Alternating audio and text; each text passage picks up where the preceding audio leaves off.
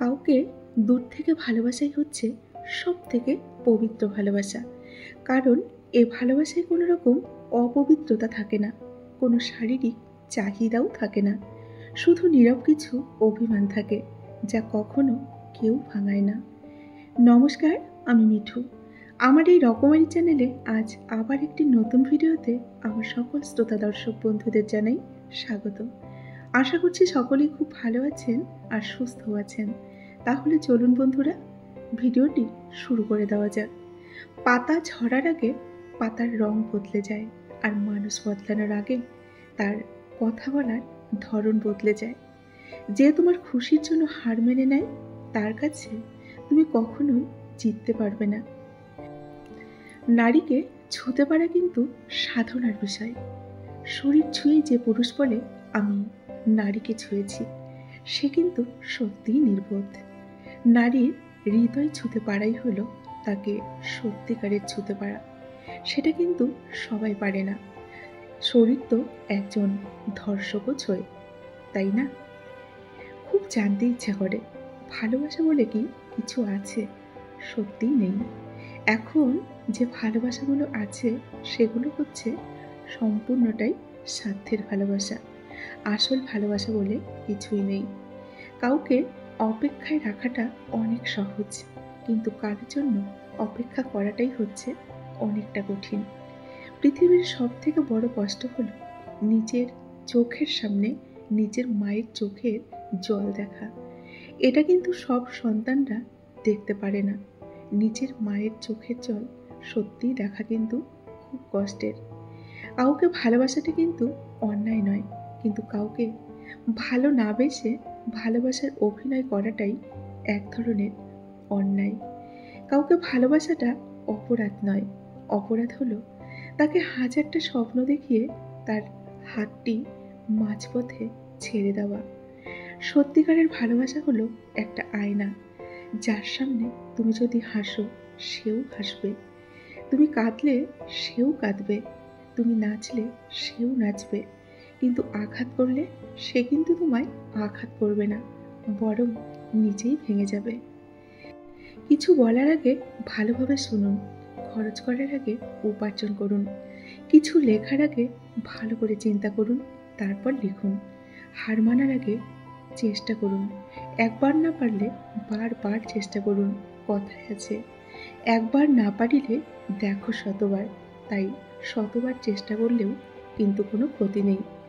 মরে যাওয়ার আগে বাঁচুন, কারণ জীবন একটাই, আমাদের বাঁচতে হবে এবং খুব ভালো করে বাঁচতে হবে, তাই না? শুধু সাপ নয়, কিছু মানুষও কিন্তু খুবই বিষাক্ত হয়।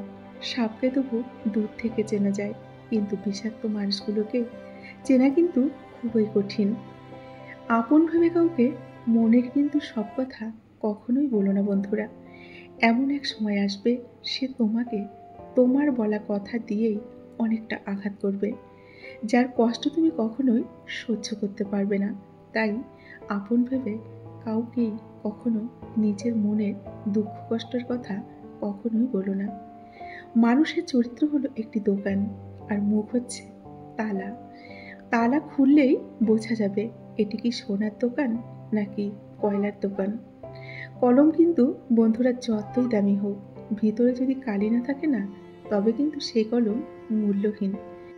মানুষও ঠিক সেই রকম, সে যতই শিক্ষিত হোক না কেন, ভিতরে যদি মনুষ্যত্ব আর বিবেক না থাকে, তাহলে সেই মানুষ কিন্তু সমাজের চোখে মূল্যহীন। তাদের সাথে দূরত্ব বজায় রাখো যারা তোমায় মিথ্যে বলে, যারা তোমায় অসম্মান করে, যারা তোমায় ব্যবহার করে, তোমাকে সবসময় ছোট করে। তাদের থেকে দূরত্ব বজায় রেখে চলো, দেখবে নিজের সম্মান নিয়ে মাথা উঁচু করে তুমি ভালোভাবে বাঁচতে পারবে এবং ভালো থাকবে। চাকরি পেলে বন্ধুরা দেখবেন সমাজের অযোগ্যরাও যোগ্য হয়ে যায়, সঙ্গে জ্ঞান দেওয়ার ছাড়পত্রও পেয়ে যায়। আর চাকরি না পেলে পণ্ডিতও বোকা হয়ে যায়, তাই না?